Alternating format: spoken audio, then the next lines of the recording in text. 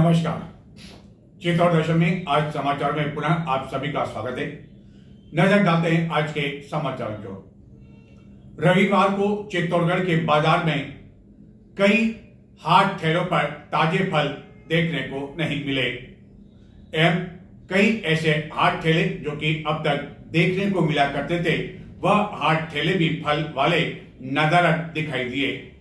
दरअसल यह सभी हाट ठेले चित्तौड़गढ़ की जो मुख्य सब्जी मंडी है, कृषि पद मंडी परिसर, जहां पर होलसेल फल सब्जी मंडी है, वहां से फल खरीदकर यहां पर लाकर बेचा करते हैं।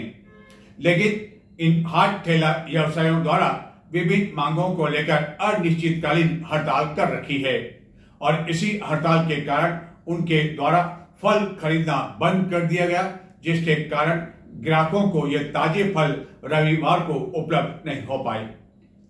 चित्तौड़गढ़ के समीप बोजुदा में एक ट्रक ने मोटरसाइकिल को अपनी चपेट में ले लिया, जिसके कारण मोटरसाइकिल पर सवार एक व्यक्ति की मौके पर ही दर्दनाक मौत हो गई। यह व्यक्ति चित्तौड़गढ़ के समीप ओचड़ी में शराब की एक दुकान पर सेल्समैन के रूप में काम किया करता था, जो कि हमेशा की तरह अपने घर से दुकान के लिए रवाना हुआ। तभी बोजुदा के समीप एक ट्रक ने उसे अपनी चपेट में ले लिया। मौके के बाद ट्रक चालक घटनास्थल से फरार हो गया, लेकिन पुलिस को सूचना मिलने पर बाद में इस ट्रक चालक को पकड़ लिया। चित्तौड़गढ़ जिले की बेगू नगर पालिका में शनिवार रात्रि को बेगू के उपखंड अधिकारी द्वारा एक दो नहीं, सैकड़ों नहीं बल्कि 1500 पत्रावलियों को सीज कर दिया, जिससे हड़कंप मच गया। और न केवल बेगू बल्कि पूरे जिले में रविवार को इस बात की चर्चा जोर शोर से रही कि बेगू में हुई इस कार्रवाई के बाद क्या जिले में अब अन्य नगर पालिकाओं में भी इस तरह पत्रावलियों को सीज किया जाएगा।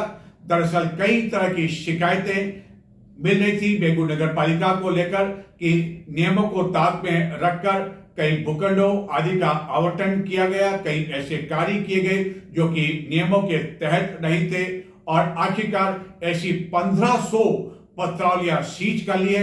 अब इनकी व्यापक पैमाने पर जांच पड़ताल होगी और देखना यह है कि इसमें क्या निकलकर सामने आता है।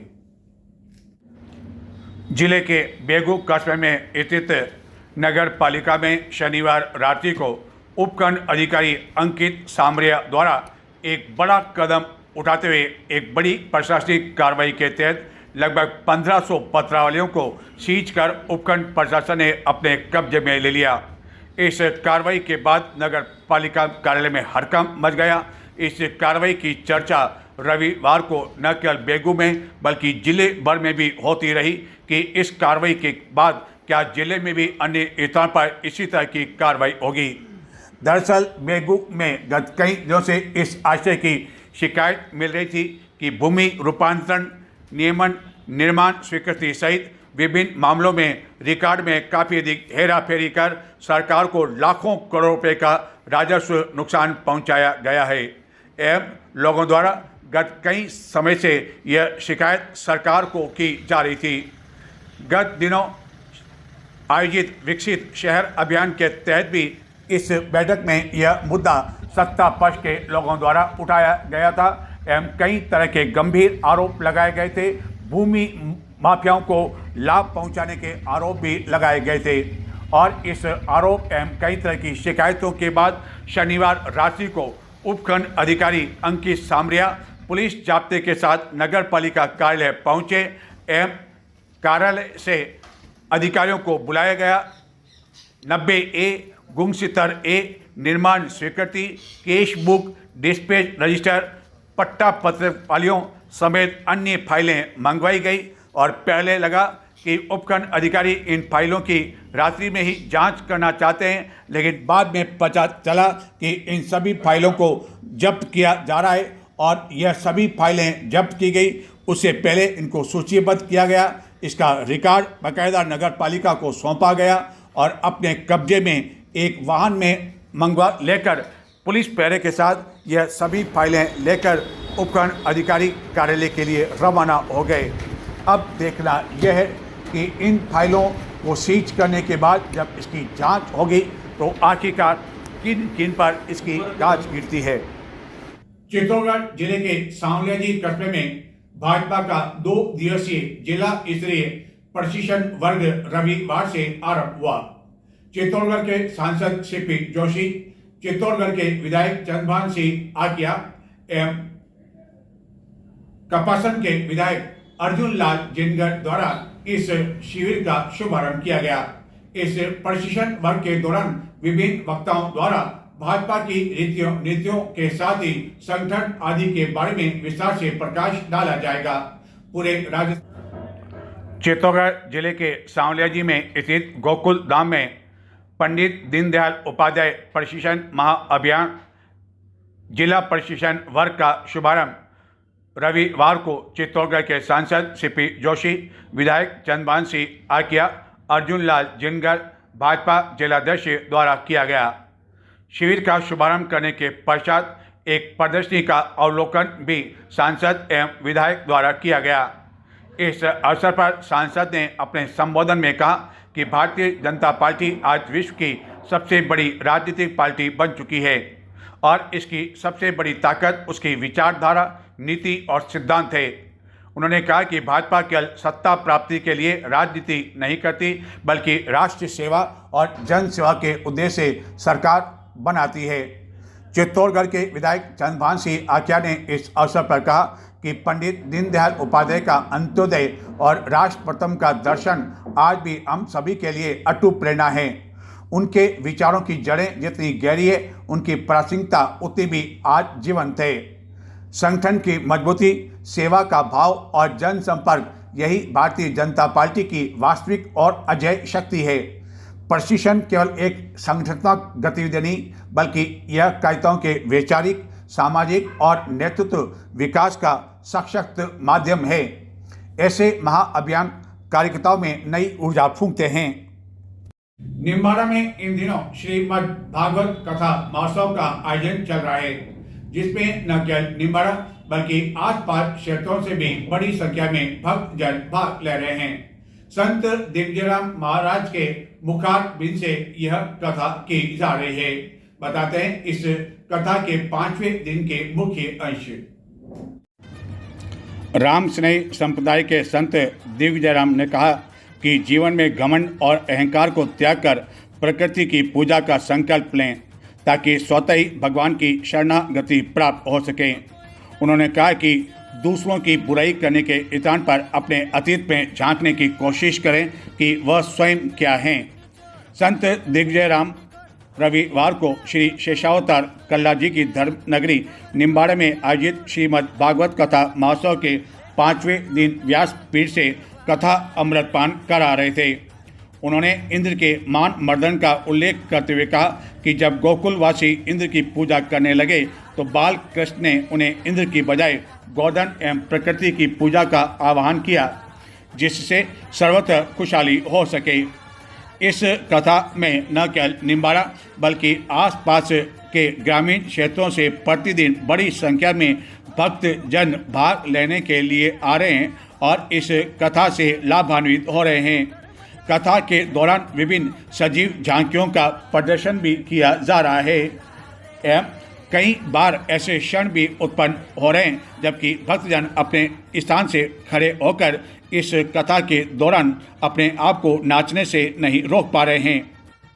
प्रधानमंत्री द्वारा गत दिनों देशवासियों से कई तरह की अपील भी की गई और इसी अपील के तहत जो हालात हैं उसको देखते हुए ईंधन बचाने की अपील की गई। बस इस अपील के बाद इसका असर भी देखने को मिला। कई मंत्री एसी गाड़ियों से ट्रेनों पर आ गए एवं कई अब इलेक्ट्रॉनिक वाहनों का उपयोग करने लगे हैं एवं अन्य कई तरह के कदम भी उठाए जाने लगे हैं। लेकिन देखना यह है कि प्रधानमंत्री की इस अपील पर जो तत्कालीन असर हुआ वह कितने दिनों तक आने वाले दिनों में देखने को मिल सकता है, क्योंकि जो हालात हैं वह कम से कम पेट्रोलियम पदार्थ की दृष्टि से अच्छे नहीं कहे जा सकते हैं। युद्ध अभी तक पूरी तरह से समाप्त नहीं हुआ है, फिर से कब युद्ध छिड़ जाए कहा नहीं जा सकता है। और इसी प्रधानमंत्री की इसी अब पहल पर अपील पर चित्तौड़गढ़ के विधायक चंद्रभान सिंह आखिया रविवार को चित्तौड़गढ़ के मुख्य मार्ग पर साइकिल चलाते हुए देखे गए, जो कि अपने निवास स्थान से इंदिरा गांधी स्टेडियम साइकिल चलाकर पहुंचे। ईरान, इजराइल एवं अमेरिका के मध्य युद्ध से उत्पन्न वैश्विक तनाव के बीच विदेशी मुद्रा और ईंधन बचाने के लिए प्रधानमंत्री नरेंद्र मोदी द्वारा देशवासियों से सार्वजनिक परिवहन के साधन अपनाने एवं आर्थिक स्थिरता के लिए व्यक्तिगत स्तर पर समझदारी बरतने का आग्रह किया गया। प्रधानमंत्री की इस अपील एवं संदेश के बाद कई मंत्री अब वातानुकूलित वाहनों से अब अलग अलग साधनों पर आ गए हैं। कई इलेक्ट्रॉनिक वाहनों का उपयोग करने लगे हैं और इसी संदेश को लेकर चित्तौड़गढ़ के विधायक चंद्रभान सिंह आखिया रविवार को शहर की सड़कों पर दिखाई दिए और साइकिल से वह अपने आवास से इंदिरा गांधी स्टेडियम पहुंचे, जहां की अब तक वह वाहन के माध्यम से पहुंचा करते थे एवं अपने अन्य साथियों के साथ मॉर्निंग वॉक यहां पर किया करते थे। इस दौरान उन्होंने नगर वासियों से भी ईंधन बचाने की अपील की।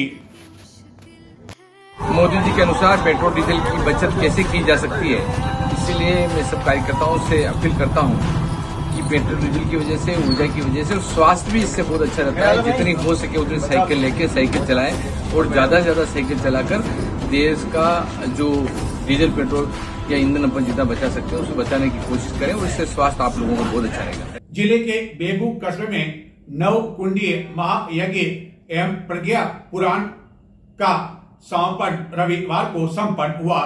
इस अवसर पर बड़ी संख्या में यजमान मौजूद थे, जिनके द्वारा पूर्णाहुति दी गई। चित्तौड़गढ़ जिले के बेगू कस्बे में युग निर्माण योजना के प्रणेता पंडित श्रीराम शर्मा आचार्य की प्रेरणा से आयोजित नवकुंडीय गायत्री महायज्ञ एवं प्रज्ञा पुराण कथा का पूर्णाहुति के साथ आध्यात्मिक उल्लास के मध्य रविवार को समापन हुआ। इस अवसर पर जोगना माताजी ट्रस्ट के अध्यक्ष सत्यनारायण जोशी, प्रबंध मंडल के अध्यक्ष नंद किशोर शर्मा आदि भी मौजूद रहे। आयोजन के दौरान सर्वसम्मति से बेगू में गायत्री शक्तिपीठ की स्थापना की उद्घोषणा की गई। यह शक्तिपीठ भविष्य में क्षेत्रवासियों के लिए सद्ज्ञान और आध्यात्मिक चेतना का जागृत केंद्र बनेगा। कार्यक्रम में ब्रह्मा कुमारी संस्थान से कविता एवं हर्षा बहन ने साधकों को अपने ओजस्वी विचारों से लाभान्वित किया। इस दौरान नंद किशोर सनाडे, मदन टेलर, कन्हैयालाल धाकड़, देवीलाल प्रजापत, सतीश शर्मा, निर्मल सहित अन्य कई जनों ने कार्यक्रम में सहयोग किया। पूर्णाहुति के उस अवसर पर न केवल बेगू बल्कि आसपास क्षेत्रों से आए बड़ी संख्या में यजमान मौजूद थे, जिन्होंने इस पूर्णाहुति में भाग लिया। जबकि इस आयोजन के पहले दिन भी बड़ी संख्या में यजमान मौजूद थे।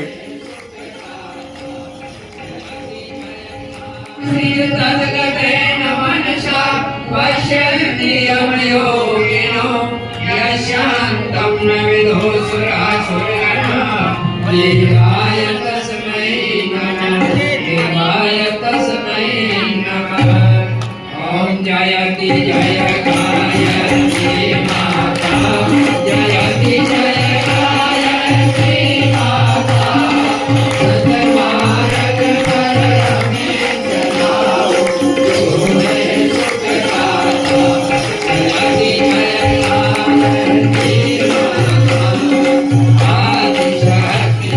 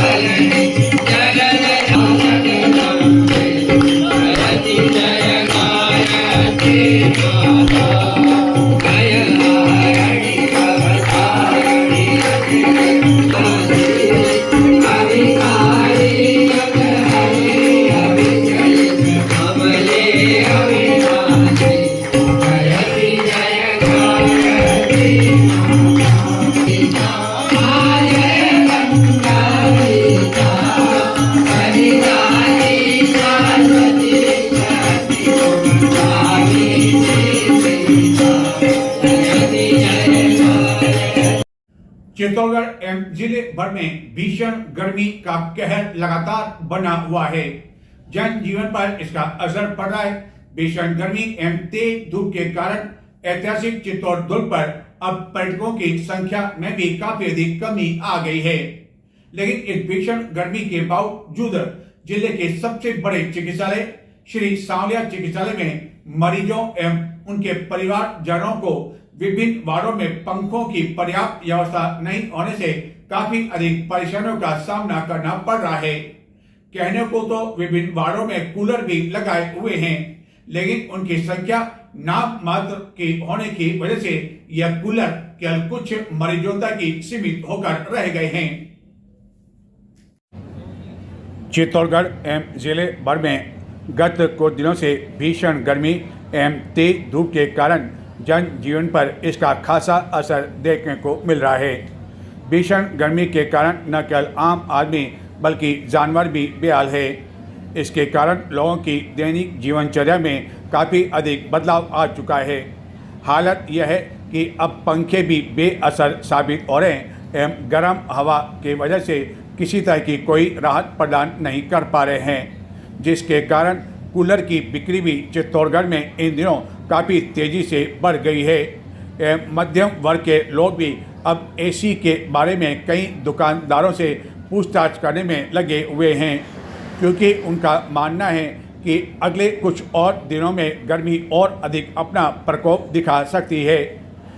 लेकिन इस भीषण गर्मी में जिले के सबसे बड़े चिकित्सालय श्री सांवलिया चिकित्सालय में हालत यह है कि विभिन्न वार्डों में जितने मरीज भर्ती हैं उनके मुकाबले पर्याप्त पंखों की व्यवस्था नहीं है एवं इस गर्मी में भी कुछ पंखे ऐसे हैं जो कि बंद पड़े हुए हैं, जिसके कारण मरीजों एवं उनके परिजनों को काफ़ी अधिक परेशानियों का सामना करना पड़ रहा है। कई पंखे तो काफ़ी धीमी गति से चल रहे हैं, जिसके कारण उनका चलना और नहीं चलना बराबर साबित हो रहा है। जबकि जिला कलेक्टर के रूप में पदभार ग्रहण करने के बाद डॉक्टर मंजू 2 बार इस चिकित्सालय का निरीक्षण कर चुकी है, लेकिन इसके बावजूद मरीजों को किसी तरह की कोई राहत देखने को नहीं मिल रही है। एवं उनका कहना है कि जो आम मरीज हैं, गरीब मरीज हैं, आखिरकार उनकी सुनता कौन है। उन्होंने कहा कि इस भीषण गर्मी में भी पंखे नहीं चलने और कम हवा के बारे में कई बार वह शिकायत करते हैं। आज ही आया और ऊपर पंखा हम देख रहे हैं कि कछुए से भी कम चल रहा है और इतनी गर्मी, तो क्या हवा आ रही नहीं आ रही आपको? कम आ रही है। कम हवा आ रही है। आपको हवा आ रही नहीं आ रही है? नहीं आ रही है? नेम नहीं आ रही है? घबरा रहे हो? गर्मी इतनी है। कूलर नहीं लग रहा आसपास? वहाँ लगा रखा, दूर लगा रखा है। दूर लगा रखा, तो वो हवा आप तक नहीं पहुंच पा रही होगी।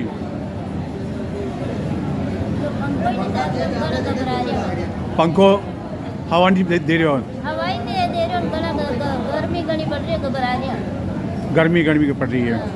कितना दिन में बढ़ती है आपके पेशेंट मरीज कितना दिन बढ़ती है? 3 दिन में बढ़ती है। 3 दिन ये हाल है। हाँ। आपकी गर्मी में लग रही क्या हवा आ रही नहीं आ रही आपके? नहीं आ रही हवा, नहीं आ रही। नहीं आ रही है? हाँ। अच्छा, तो बताया आपने इनको हॉस्पिटल वालों को भी कि हवा नहीं? हमारी सुने क्या? हमारी ऐसे जनरल आदमी की सुनते हैं ये लोग। लेकिन जनरल आदमी के मरीज तो मरीज होता है, चाहे जनरल हो चाहे कोई। अरे हमारी देखो, आप बुरा मत मानना, धोती मैन वालों की कोई नहीं सुनता है इस युग में। आप जनरल मैन वाले की सुनते हैं, उनके वो अभी पंखा नहीं था, वो आ गया, देखो कूलर आ गया। हमारे ये ऐसा चल रहा है, ये हवा है।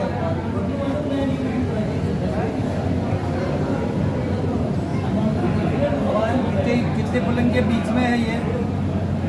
कब से बढ़ती है आपके पेशेंट? 3 दिन हो गए। और 3 दिन से यही हाल है? और क्या?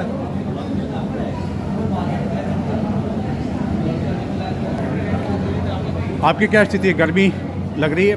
जी ज़्यादा लग रही है। ज़्यादा लग रही है। और हम तो देख रहे हैं आपके यहाँ पंखा भी ऊपर नहीं है पेशेंट के। नहीं है पंखा, क्या करें? हाँ हाँ, कोई सुनता ही नहीं है, ना कूलर है ना पंखा है। कोई सुनने वाला नहीं है। नहीं है। आप कब से बढ़ती हैं? कल से ला रहे हैं? ठीक है, ला रहे हो। तो क्या गर्मी को क्या गर्मी लग रही है आपको वार्ड में? हाँ लग रही ना। लग रही है इस समय? हाँ तो किसी को कहा आपने यहाँ जो आते हैं नर्स वगैरह अटेंडेंट्स वगैरह आते हैं? बोला था लेकिन कोई सुनता ही नहीं है। बोलने के बाद भी कोई सुनने वाला नहीं है।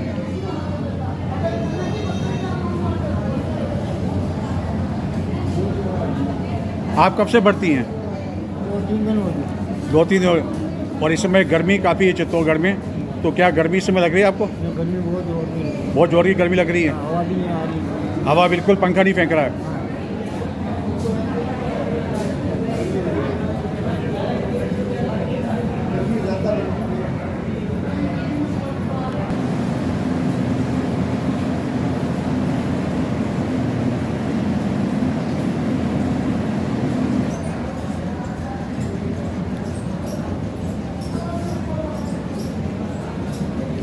हम देख रहे हैं कि आपके तो उसमें वार्ड में कूलर भी नहीं है, पंखा भी एक बंद है, एक धीरे चल रहा है, तो क्या गर्मी वगैरह लगती है?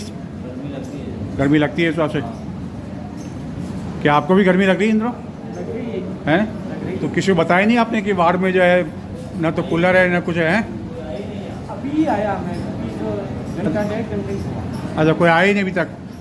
पूछने वाला कोई नहीं आया है? मरीजों के अनुसार कई बार दोपहर के समय जब भीषण गर्मी तेज धूप होती है तो उस समय तो कई बार यह पंखे बंद भी हो जाते हैं एवं जब तक जनरेटर चलता है तो उस समय काफ़ी देर हो जाती है।